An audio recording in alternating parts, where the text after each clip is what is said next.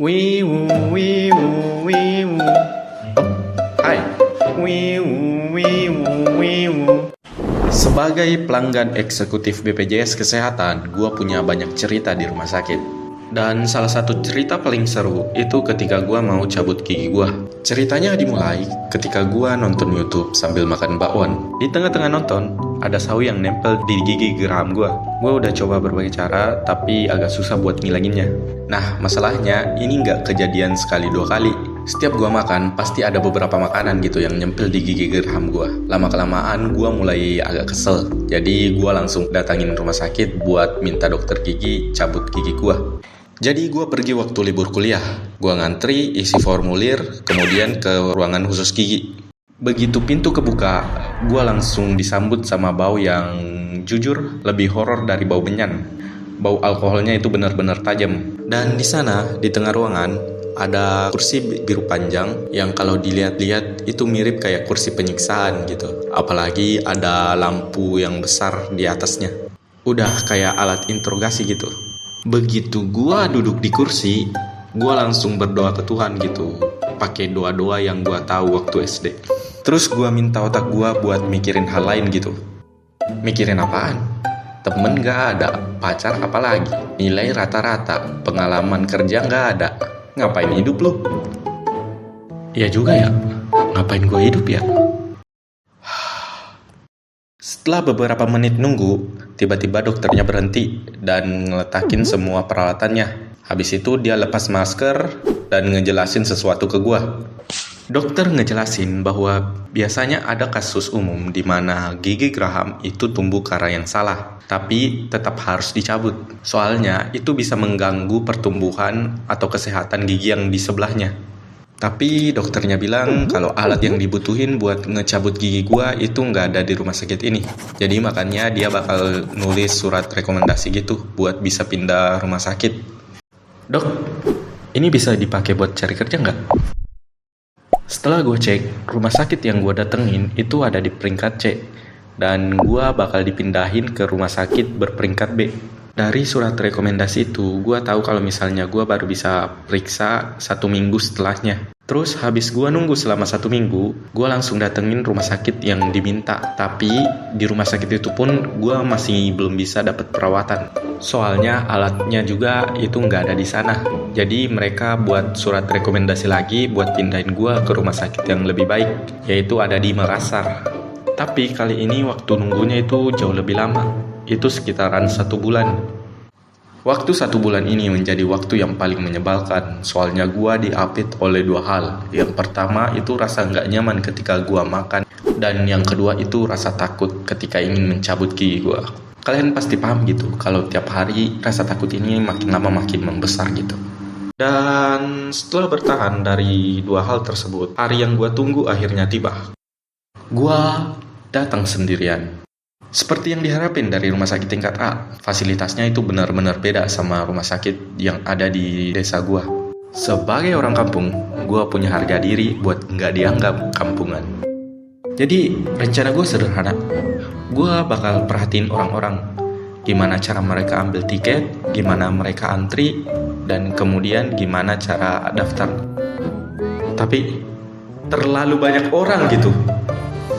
Setelah ngelakuin hal-hal ribet yang diminta, kayak download aplikasi, isi pulsa, kemudian isi form, gua langsung menuju ke ruangan yang diminta. Dan di depan ruangan itu ada sekitar 6-7 orang. Jadi antriannya lumayan panjang. Jadi gua nunggu sambil main game. Gua duduk di dekat ibu-ibu, soalnya kursi lainnya itu penuh. Dan tiba-tiba ibunya ngajak gua ngobrol. Gua ditanya berbagai macam hal, mulai dari nama gua, penyakit gua, umur gua, kampus gua, cita-cita gua, dan masih banyak yang lainnya. Gua ditanya kira-kira sekitar 20 menitan gitu. Kemudian jiwa introvert gua itu meronta-ronta. Gua mulai merasa nggak nyaman, dan itu mungkin kelihatan di muka gua. Soalnya ibunya langsung minta maaf dan ngejelasin kalau misalnya dia cuman pengen ngobrol. Dia punya kebiasaan buat cerita atau berbicara dengan anak-anak yang lebih muda. Ibunya ngejelasin kalau dia itu pengurus gereja, dan dia sering ngobrol sama anak-anak remaja yang kumpul di gereja. Jadi topik yang sering dia bicarain itu lebih connect ke anak-anak remaja daripada orang tua. Tapi masalahnya, gue agak beda dengan anak-anak remaja pada umumnya. Apa jangan-jangan ini trik marketing mereka ya, biar gue join sama mereka? Tidak akan, biar ku perlihatkan kekuatan imanku. Sorry, gue nggak bermaksud rasis, cuman gue agak jarang gitu bisa bicara dengan orang yang berbeda agama. Gue emang punya temen di kampus yang berbeda agama, tapi posisi mereka berdua itu berbeda gitu. Kalau ibunya ini pasti orang yang taat beribadah, sementara kalau teman-teman gue itu kayak murid-muridnya setan, jadi posisinya beda jauh. Oke, balik ke cerita. Sekarang giliran ibunya dipanggil. Jadi gue lanjutin main game sambil nungguin giliran gue. Pas giliran gue tiba, gue diperiksa dan diarahin ke ruangan ronsen. Hasilnya dilihat dokter dan diputusin gue bakal dioperasi. Tapi kayaknya Tuhan lagi main-main sama gue dah. Soalnya ruangan yang dipakai buat operasi itu mau direnovasi. Jadi gue harus nunggu selama 1-2 bulanan gitu. Setelah time skip, gue dihubungin lagi sama pihak rumah sakitnya. Dan itu bertepatan dengan libur kuliah gue. Jadi besoknya gue langsung ke rumah sakit. Gue ketemu lagi sama ibunya, dan kita cerita-cerita sebentar. Dia ngejelasin ke gue bahwa dia habis operasi. Karena di giginya itu ada semacam kantung kista. Dia datang ke rumah sakit buat kontrol perkembangan kesehatan giginya. Dia ngasih gue cemilan sama obat kumur gitu. Terus dia langsung pulang. Gue diarahin sama perawatnya buat ke ruangan rawat inap. Dan perawatnya masangin gue infus, terus ngebilangin ke gue bahwa gue harus puasa dari subuh sampai selesai operasi. Ada satu orang lagi di kamar ini. Dia laki-laki dan hampir seumuran kayak gue. Tapi bedanya gue datang sendirian sementara dia sama kedua orang tuanya. Kasus anak ini lumayan langka. Soalnya gue denger dari dokter dan orang tuanya, dia punya kasus di mana gigi susunya itu nggak tanggal. Kalau kalian punya pengetahuan soal gigi, mungkin kalian bisa koreksi gue. Tapi dari yang gue denger, gigi susunya itu nggak dicabut, sehingga gigi permanennya itu tetap tertanam di dalam. Jadi itu yang berubah menjadi kantung kista. Dan dari yang gue denger, dia harus cabut sekitar 8-10 gigi gitu. Soalnya ada beberapa gigi yang nggak tercabut. Setelah itu dokternya datang ke gue. Tapi dia bawa dokumen. Jadi gue diminta tanda tangan supaya mahasiswa yang lagi ngelakuin praktek kerja nyata itu bisa ikut serta dalam proses perawatan gue. Dan sebelum dokternya pergi, dia ngasih tahu ke gue bahwa gue harus ada pendamping sebelum dilakuin operasi.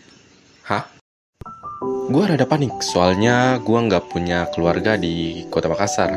Dan ini juga lumayan rada mendadak, soalnya operasinya itu bakal dilakuin besok. Jadi gue nggak bisa minta tolong ke orang tua gue, soalnya jaraknya bener-bener jauh. Masa harus tunda lagi? Masanya gue udah diimpus gitu, kemudian gue juga udah disuntikin beberapa obat. Cuman gara-gara gue nggak ada pendamping, itu pun gue taunya 1 hari sebelum operasi lagi. Akhirnya gue mutusin buat ngubungin beberapa temen gue. Tapi karena temen gue sedikit dikurangi, sekarang itu lagi hari libur kuliah, jadi beberapa dari mereka udah pulang kampung. Orang-orang yang bisa gue hubungin itu benar-benar sedikit. Akhirnya gue dapet 2 orang, dan kebetulan 2 orang ini orang yang tinggal di Makassar, jadi mereka nggak masalah. Habis ngasih tahu temen gue langsung mau tidur. Tapi pas gue tidur, gue langsung dibangunin lagi. Soalnya gue bakal dikasih obat lagi, setelah itu gue tidur. Gue kira itu cuman sekali, ternyata enggak. Tiap kali gue tidur, gue pasti bakal dibangunin sama dokter yang berbeda. Terus gue bakal disuntik. Habis itu, setelah beberapa lama, gue pasti bakal tidur lagi, terus dibangunin lagi. Ini berlangsung 5-6 kali. Makanya gue benar-benar capek. Jadi waktu gue dibangunin, gue cuman buka sedikit mata gue, terus lihat dokternya. Dan ketika obatnya udah dimasukin ke gue langsung tidur lagi. Gue jadi nggak bisa tidur gara-gara salah satu dokternya itu nanyain ke gue, "Pak, ini tadi obatnya udah disuntikin apa belum ya?" Mana gue tahu? Apa jangan-jangan itu bukan dokter ya? Apa itu mahasiswa? Soalnya pas dia selesai nanya, dia langsung keluar bawa suntikan sama obatnya dan nggak pernah balik lagi. Gue jadi mikirin banyak hal, sampai-sampai gue nggak bisa tidur sampai pagi. Dan salah satu temen gue akhirnya datang. Gue nyeritain itu ke temen gue dan gue cuman diketawain. Gue akhirnya ngobrol sama temen gue sampai jam operasi yang udah ditentuin. Ya, namanya orang Indonesia, nggak afdol kalau nggak telat. 3 hours later. Akhirnya salah satu perawat minta gue untuk pindah ruangan. Temen gue disuruh tinggal di kamar itu. Di ruangan yang lainnya gue disuruh buat buka pakaian kecuali celana dalam. Dan gue dikasih semacam baju khusus buat operasi. Di ruangan itu ada 1 orang lagi dan dia orang yang berbeda dari orang yang di ruangan sebelumnya. Dia ada semacam perban di rahangnya. Kita ngobrol sebentar dan gue tahu kalau misalnya dia adalah korban dari peloncoan di kampusnya. Dia dipukuli sama seniornya gara-gara seniornya ngerasa kalau dia gak hormat ke seniornya. Dari aksi itu rahang bawahnya rusak sehingga dia harus dioperasi dan ditanami pelat besi. Semua biayanya itu ditanggung oleh pihak kampus, tapi dengan syarat tidak membesar-besarkan masalah ini untuk menjaga nama baik kampus. Dia ngomong panjang lebar, dan yang gue bisa lakuin cuma ngedengerin dia. Gue nggak bisa kasih banyak saran, soalnya kejadian kayak gini itu banyak terjadi di Indonesia. Dan gue salah satu korbannya. Akhirnya giliran gue operasi. Dan gue ngajak dia salaman, soalnya kayaknya ini adalah pertemuan terakhir kita. Gue baring di atas tempat tidur, dikasih anestesi, terus gue tidur. Pas gue bangun, temen gue yang satunya ada di dekat gue.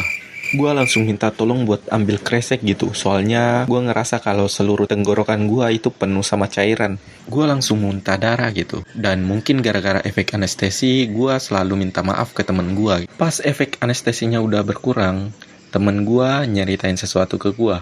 Kalau misalnya pas gue keluar dari ruangan operasi, itu gue digampar-gamparin gitu sama dokternya. Gue awalnya nggak percaya. Tapi pas ada orang baru yang keluar dari ruangan operasi, gue lihat dengan mata kepala gue sendiri kalau misalnya orang itu juga digamparin sama dokternya. Dan ketika efek anestesinya itu udah nggak ada, serta cairan yang ada di kerongkongan gue itu udah hilang semua, gue udah bisa balik lagi gitu ke ruangan awal gue. Gue ngucapin banyak terima kasih gitu ke temen gue, soalnya udah mau nyempetin buat datang. Gue lumayan suka cerita ini, soalnya yang awalnya gue cuman mau cabut gigi gara-gara gue nggak nyaman ketika makan, itu gue malah ketemu banyak orang dan denger banyak cerita gitu. Gue juga belajar banyak hal, dan mungkin itu saja dari gue. Terima kasih.